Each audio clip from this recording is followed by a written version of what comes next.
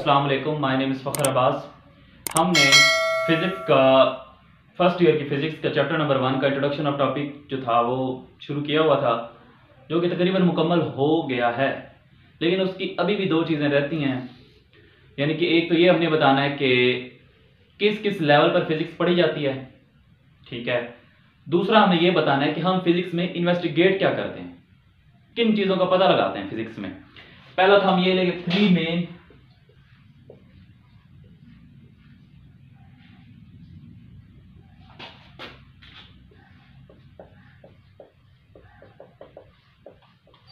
frontiers of physics. First,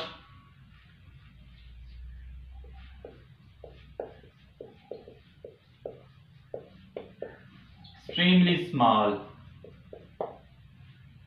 कि जो बहुत ही छोटे होते हैं। कौन कौन से? जैसे कि इलेक्ट्रॉन्स, दूसरा प्रोटॉन्स, थर्ड पे मीजॉन्स। इसी तरह के और भी जितने भी छोटे छोटे पार्टिकल्स होते हैं वो हम फिजिक्स के इस लेवल पे पढ़ते हैं, एक्सट्रीमली स्मॉल में। सेकंड लेवल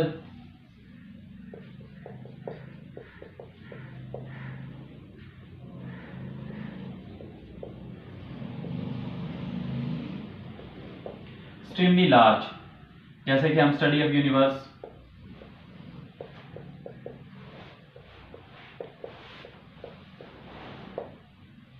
यानी कि हम जब यूनिवर्स की स्टडी करते हैं, यूनिवर्स बहुत बड़ी है, इसलिए हम इसको एक्सट्रीमली लार्ज के लेवल पर पढ़ते हैं फिजिक्स में।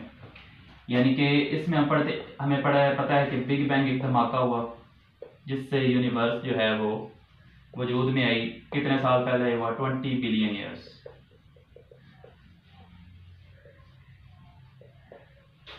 दो लेवल यहां पे कंप्लीट हो गए। तीसरा लेवल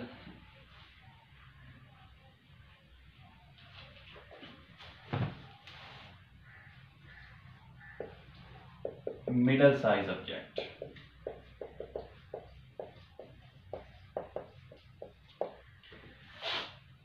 मॉलिक्यूल से लेकर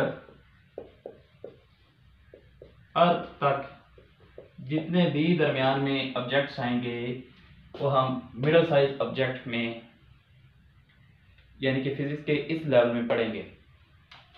इसमें ह्यूमन भी आ जाते हैं। ये हो गए 3 मेन फ्रंटियर। फ्रंटियर्स का मतलब बता दिया आपको, लेवल्स, यानी कि इन 3 लेवल्स पर फिजिक्स को पढ़ा जाता है।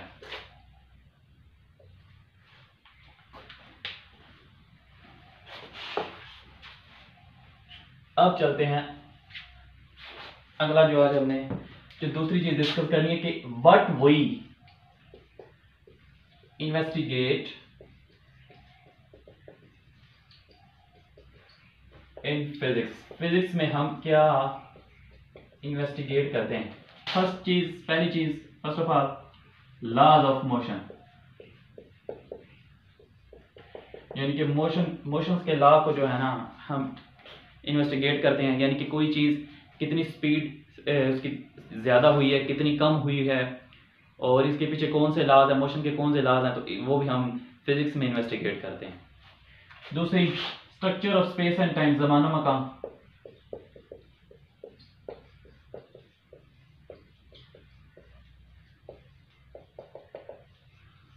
ये आपको अभी समझ नहीं आएगा, ये तो भी पहला चैप्टर है, शुरुआत है।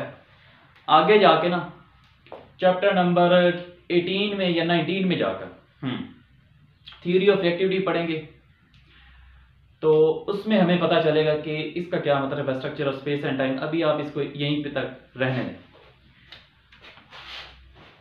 तीसरा जो है हम इन्वेस्टिगेट करते हैं वो है इंटरेक्शन बिटवीन मैटर्स,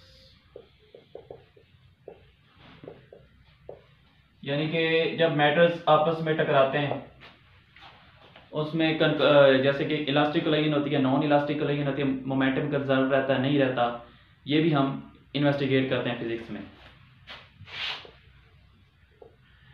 चौथी, interaction of matter with radiations,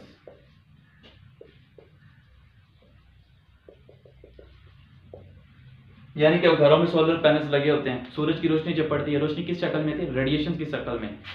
तो जो पैनल है वो मैटर, अब मैटर पर आकर वो जो रेज टकराती हैं, रेडिएशन टकराती है, तो उनके पीछे कौन से लॉज हैं वो भी हम फिजिक्स में इन्वेस्टिगेट करते हैं।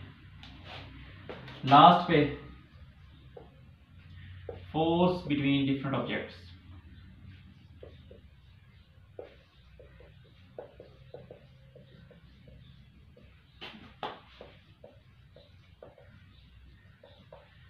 जैसे कि अगर हम चार्जेस की बात करें तो अगर पॉजिटिव और पॉजिटिव आप आएंगे एक करीब तो वो एक दूसरे को रिपेल करेंगे, अगर पॉजिटिव और नेगेटिव एक दूसरे के करीब आएंगे तो वो एक दूसरे को अट्रैक्ट करेंगे। अब ये तो चार्जेस के लेवल पर हो गई कि वो एक दूसरे को अट्रैक्ट भी करते हैं और रिपेल भी करते हैं, यानी कि उनमें एक इलेक्ट्रो रिपल्जन फोर्स भी होती है और अट्रैक्टिव फोर्स भी होती है। लेकिन अगर हम ग्रेविटी की बात करें, यानी कि ये चीज़ है अब ये नीचे गिर रही है, ऐसा कभी नहीं होगा कि ग्रेविटी जो है ज़मीन जो है इसको रिपेल करे, कोई ऐसी चीज़ गिराएं तो कि वो ज़मीन जो है इसको रिपेल करे। मसलन इसका मतलब क्या हुआ, इसका मतलब ये हो कि ग्रेविटी जो है सिर्फ चीज़ों को अट्रैक्ट करती है, लेकिन जो चार्जेस होते हैं वो अपने आप को वो एक दूसरे को अट्रैक्ट भी करते हैं, रिपल्स भी करते हैं। ऐसी इनके पीछे क्या रीज़न है ये भी हम फिजिक्स में ही इन्वेस्टिगेट करते हैं। आई होप जो मैंने आपको टॉपिक समझाया आपको समझ आ गया होगा। अगर समझ आ गया है तो बराए मेहरबानी मेरी वीडियोस जो है सब्सक्राइब कर, मेरा चैनल जो है सब्सक्राइब कर दें, वीडियोस लाइक कमेंट और शेयर लाजमी करें।